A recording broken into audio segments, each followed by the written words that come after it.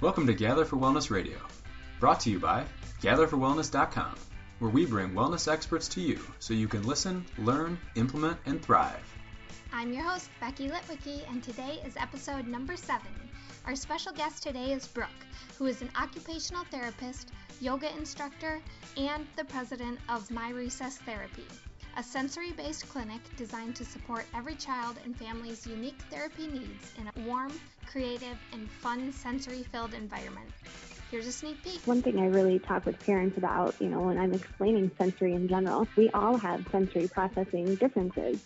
And if you can tune into yourself, you'll learn so much about your child. Like, I always give the example of those days when you come home from work and it was a hard day, but whatever. And you come home and then all of a sudden the dishwasher is a little bit louder and your husband's voice is a little bit more annoying and all of those things. And that's sensory. That's, your body can't process the input like it should. And that's when you need to tune in and say, okay, let me check myself and get myself back to that just right state. Brooke, welcome to the show. We're so excited that you're here. I know this is going to be a little bit of a different kind of episode, but I really think it's important for families to be able to have wellness together. And I know that with your background, you can really provide some helpful information to our listeners. So can you tell people what your story is and how you decided to become an occupational therapist?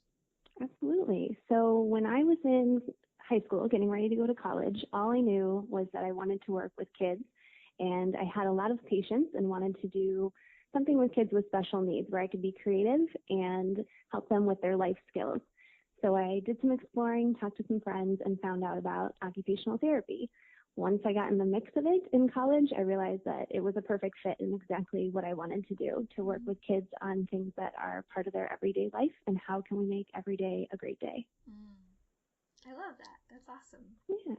What do you think, is patience that something that's come easy to you, or do you feel like there are certain things that have kind of helped you to prepare you for a career like this? I would have to say that I can give my mom a little bit of credit for that. Definitely, I think there's a genetic component to patience, and from family modeling, I really learned patience from my mom when I was growing up and how she talked with my brother and I and my dad. So I learned that from her, but it's something that, my whole life when I would play with kids and any kid of any age, I never got frustrated or whatever. I just wanted to find a way to make what we were doing fun. And I think that was a skill that I learned I had and just went for it. That's awesome. So I feel like the number of kids with social and emotional disorders and sensory needs has been kind of increasing over the last several years. How have you seen this in your clinic, and how does this impact families?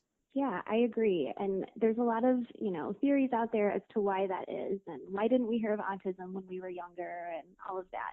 And I think a lot of it has to do with awareness. Kids often are labeled as having behavior problems or attention concerns. And now there's more research out there on, is it actually a sensory processing concern? Is it the way that they're interpreting their environment that's making life a little more challenging or school a little more challenging? So I think that, just that awareness in general is what's bringing out that term sensory processing to more families. Sure. Interesting. So when I used to work for a therapeutic day school, and I have to say, I think you're an angel for having the patience that you've expressed, because it can be really difficult to work with these kids. And the thing that's hard is that a lot of times they are just as or more frustrated than the adults involved who are maybe trying to help them. And I know that a lot of parents with kids who have sensory needs just kind of live with frustration and overwhelm on a daily basis, trying to figure out how to, create rhythms and habits and patterns for these kids so that they can have better days. But I think a lot of times they struggle with that. So what is your suggestion for families like this? Yeah, a lot of different things can be helpful. I see kids for hour-long sessions, and I use the same skill set with every kid. I just change how I do things based on the child's needs. But one of the things that I found to be the most effective is, number one, honoring the child. When a child is mad, I don't say, oh, it's okay, you're fine. I honor the fact that they're mad and say, wow, this is really frustrating, isn't it? This is really hard today. And just honor their emotions so that they know you understand this isn't easy and this is hard for me and I'm frustrated and mad about it. And I think that really creates a great bond with the child And I encourage families to do that too, because it's very easy, in Target when your kid's having a meltdown to just want it to stop. And when you're there in the moment, it takes a lot to like retrain your own brain to respond in a different way where it is more honoring their emotions. So I think that's one of the most important skills. And also co-regulation, which we talk a lot about in OT, where you understand that your emotions, not only just your emotions, but your energy really impacts your child. So if you're stressed out or sad or mad, your child feels that. Even though you might not be showing it, they still feel it. So we always talk about we have to go into a session. My approach is to be very mindful when I walk into my session, just being aware of my goal is to teach this child something new and hope that they have fun and make it as fun as I can. And just going in with that feeling and that energy really changes the environment that the child is working in. So I would say those are my two most important things that I teach families, but also setting the mood, which I just was talking with a mom about this week, and I was explaining, at home, we get into a rhythm and we just kind of go through things like we're on a wheel. And sometimes we forget that we need to set the mood for the child too. So if there's TVs on and dishwashers running and dad's running around and mom's cooking dinner, that's a pretty intense environment for a child, even though we think of it as every day. Right. So we need to be very conscious of setting the mood and making things as calming and smooth and routine as we can for the child, so it's predictable and calming for them as well. Yeah, it's interesting that you say that, because I think a lot of the guests on the show talk about how important meditation is, even if their focus is on nutrition and different things like that, and just having that stillness and that calmness and kind of simplifying life and tuning into the present moment. And it's interesting that you say with all of those things going on, it's normal to us. And even though we might be able to function without these major disruptances to our sensory, like some of the kids you work with do, I wonder if really how much it does affect us. Do you know what I'm saying? Even if we can function, it's still, there's so much going on. Instead of keeping things simple and turning off the TV so it's not just another distraction, and kind of being able to have more focus. Absolutely. And that's one thing I really talk with parents about, when I'm explaining sensory in general. We all have sensory processing differences. And if you can tune into yourself, you'll learn so much about your child. I always give the example of those days when you come home from work and it was a hard day, but whatever. And you come home and then all of a sudden the dishwasher is a little bit louder and your husband's voice is a little bit more annoying and all of those things. And that's sensory. That's, your body can't process the input like it should. And that's when you need to tune in and say, okay, let me check myself and get myself back to that just right state. Yeah, I love that. And you mentioned how important it is for parents to kind of bring a positive energy to the environment when they're with their kids. And I feel like a lot of times people, adults especially, get into the rat race and they don't really take good care of themselves. So do you see this a lot, and kind of what recommendations do you have for parents who are, trying to take care of themselves and a busy family and things like that? Yeah, it's interesting. I've worked with a lot of families over the years, and we always talk about, if we could do things when we first started OT like we do them now, what a difference it would make in our care for kids. And I've totally changed the way that I do I set up my treatment goals for kids. And my first goal is always to teach kids how to breathe. And I teach it to the child and I teach it to the family. And it seems so simple. And I'm sure that families are like, really, you want to teach us how to breathe? But it's really one of the best skills. I wish I would have learned it when I was younger, how to take that proper deep breath to just bring yourself back down to earth. And I teach kids, when you breathe in, you're sending a message to your brain that your body is more calm. So, that's a really powerful thing to learn, is to just take a breath and reset yourself. Teaching families, let's get on the same page. Let's all take a breath and just come together. And that co-regulation piece, again, is just so huge. If I'm up, my kid's going to be up too. So one of the main things that I teach families after I teach that breathing component is, let's just take a break. And I want you to come into our session and let's just play and have fun. Because oftentimes families, when they come to see us, they have some goals and they have some things that they want their child to work on. But really, let's bring it back down to the basics and remember how to have fun again. Yeah. And I think that's a really important skill that, we don't realize we need to work on, but sometimes it's just, let's go back down to earth, take a breath, and have a little fun and see what that does. Awesome. I love what you're doing because I think it kind of circles back to what I was just saying. Like, all of these things are so important for all of us, and these certain kids, they need specific goals and stuff put to things like being in a calm environment and things like that. But really, again, they should apply to everyone. It's just fortunate that you get to focus on those specific things with certain people. Yeah, and I think that's, there's a lot of research and lingo around a sensory diet for kids when a kid has a sensory processing concern. And that's one thing we teach families, like, let's make it a natural sensory diet where it's not just something that your kid's stopping in the middle of the day to do. It's something that everybody's doing together. Like, in the morning, go on a walk instead of, driving to school. If you can walk to school, or ride your bikes together, or do a yoga practice in the morning to get everybody set and set that intention for the day of, this is going to be a great day. That's sensory input from a body standpoint, and also that mind-body connection, which is great for setting up the day for kids and families alike. I agree. And so with the holidays coming up, what are some ways that families can keep stress low and help support their child? Because I know it's often a pretty overstimulating time with lots of people and gatherings and new things going on. So what are your recommendations for that? Yeah, I actually wrote a little article on that, and it's a very hot topic around the holidays. I think in general, having the awareness of this is a challenging time of year for parents, and it's also a challenging time of the year for kids. The difference about this time of year for kids is they're in school, every day. It's very predictable, the same classes and groups and everything throughout the day. And then the holidays come and everything changes. They're doing more fun projects. They're having programs, all of those things. So everything's a little shifted, which isn't what kids are used to. So they're feeling a little off from that standpoint. And then they come home and mom and dad are, shopping and getting holiday plans ready. So there's a change in the environment in general for kids. So I think that awareness is really important of, hey, things are different. How can we keep things predictable? So I often tell families, when there is going to be a big change or something that might be stressful for your child, come up with a plan. So if, your child's going to have a little bit more of a challenge at, grandma's house for dinner, we can talk about that on the way there. Like, oh, it's going to be pretty loud there. If things are loud, what can we do? Or if you need a break, remember, you can ask. If your body starts to feel wiggly, you can ask for a break to go to the bathroom, and then you can come back when you're ready.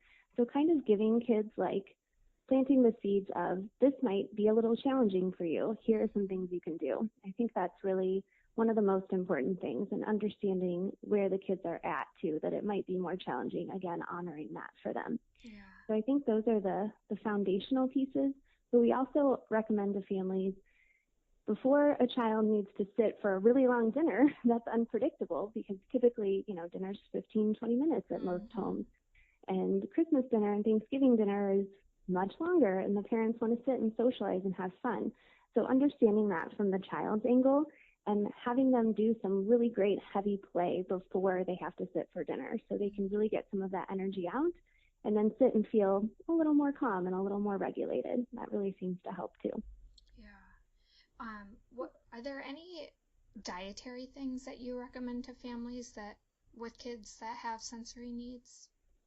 Yeah, there's tons of new research, new and old research coming out about the gluten-free, dairy-free diet and the inflammatory diets. And, it's different for every kid. Every body processes things differently. One thing that we do is we really look at the behaviors that the child's having, and we talk with the families about, what is your child's typical diet? And we kind of look for trends within that. Are they seeking out more carbohydrate-based foods or dairy foods? And if they are seeking those out, we teach the families, how that might be impacting their behavior from like a brain to gut connection and how that impacts them. And once we've kind of created that connection, we can give them strategies for cutting out the dairy or cutting out the gluten, more of like a paleo or inflammatory program for foods. Yeah. So when you say you make recommendations, what are some, are there any general tips that you have for people who are maybe thinking that their child has some dietary restrictions or dietary intolerances? Yes, one of the main things that I have found the most impact from change is breakfast. And we always talk about breakfast as, start of the day. It's you're laying the foundation for the rest of the day. And oftentimes kids are doing cereals, with milk, and those are kind of the two things that we talk about. Yeah. So the best change that we have found is giving kids that brain food in the morning. So eggs and proteins and things like that can kind of give them a little bit more of a foundation. And we talk with kids too about, as an occupational therapist, one of your jobs as a child is to take care of your body. So if you give your body good brain food, you're going to have a great day at school. Your body will be able to listen and sit longer and all of those things. So that protein in the morning is a really big change for kids. And I love that you have such a holistic approach to treatment where you consider your mind and body and the environment. So rolling into 2016, what can parents do to create a more holistic lifestyle that is balanced and calm for their kids? I think I worked with a yoga instructor, Mir Binzin, we started writing a book together talking about how can you add in yoga throughout your day. And I think finding ways to add in those pause moments is really important for families. So in the morning, instead of getting in that, like we talked about, that rat race, taking the time to just stop, do a little movement together as a family to connect, take a breath, and set your intention for the day is so important. That after school time is very challenging for kids too. So we talk about honoring that unwind that's needed after a long day of school, just like we as adults need an unwind after our long day of work. So morning time, adding in that connection piece and set a positive intention for the day. Then after school, doing an unwind time, and then really honoring and appreciating that nighttime routine of sometimes kids don't want to go to bed, and what can we do to help them? How can we set the mood for them and help their body go from being up high and excited about family time to kind of slowing down to feeling more calm at nighttime? And what can we do to help them with that? That's definitely a life skill that we all need. Is how can we shut our bodies and our brains down at the end of the day to actually get that night's sleep? So it's a great skill to teach kids and for families to do together.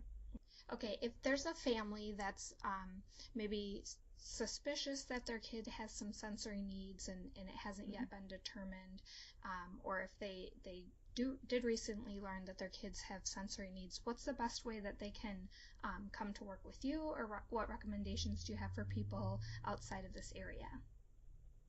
Definitely. We always recommend, a lot of people do the Google Doctor thing, and we always recommend not to do that and to come to an occupational therapist and really talk about what is your day like? What is your child's day like? When are you seeing these sensory concerns? Or what, a lot of times it's from the school, like the teacher might have said, hey, we're seeing these things in the classroom, and let's talk about that, and how is their sensory environment impacting their day? So when you go to an occupational therapist, they're going to look at all of those things and really help you determine, like, is it sensory or is it something else? And how can we tackle that? And, how can we learn about how our child processes information and support them in a positive way? I think that's one of the main things when I'm talking with families on the phone or taking that intake phone call, and the mom is saying things like, I just don't know what to do. I know that they need to move, but I don't know what to do. And that's our job, is we're going to help you understand what is feeling good to your child's body and how can they seek that out in a way that's appropriate. Awesome. And your clinic actually provides several other services to help families and kiddos out, right, too? We do. We have occupational therapy and speech therapy, and our speech therapists are all within the sensory gym with us. So they're doing sensory work with the kids while they're working on their speech and language goals. We also have yoga classes for kids. We have one called Yoga Art, where it's yoga for 30 minutes and sensory-based art for 30 minutes. And then I personally do family yoga, where the whole family comes in and we do a yoga class together. And then we have our parent powwow nights, which are 100% geared by the parents. We had a little vision board night where the family said, we learn all these things from OT, but we want to learn more about this from, the people that you refer to. So I had them create a board basically saying all the things that they wanted to learn about. And now once a month we have someone come in and that's great. teach the families about that. Yeah, it's been really fun. Awesome. And we'll be sure to include your website and contact information in the show notes so that people can get in touch with you and seek your help where needed. So, Brooke, this has been awesome. I want to end with 2 fun questions. If you had just 5 minutes to create better wellness for yourself, what would you do? Oh, that's a good question. I would say if I had 5 minutes, I would probably, and I do incorporate this into my day, I would go sit on my swing in my sensory clinic and just take some deep breaths. That's good stuff. Most people don't have a swing to go to, but maybe we should all get one, right? I know, right? I'm very lucky. Love it. And then what is your most powerful health habit? I would say probably my general knowledge on mindfulness and just how I go into every day with that mindful approach of what is my purpose today, and do the little things really matter all that much? Let's focus on the world around us and what our goal is and how we're going to make this day pretty amazing. Awesome. Brooke, you're a passionate light. I love your patience, and I can just tell how much you love to do what you're doing. So we really appreciate you, and I appreciate you being here. And I hope to talk to you again soon. Sounds good. Thank you for having me. Thank you so much for joining us for today's episode of Gather for Wellness Radio. We'd greatly appreciate if you'd leave a review over on iTunes, Stitcher, or the blog. And don't forget to share this episode with your friends, family, and on social media. We hope you'll join us for the next episode. But until then, keep being awesome.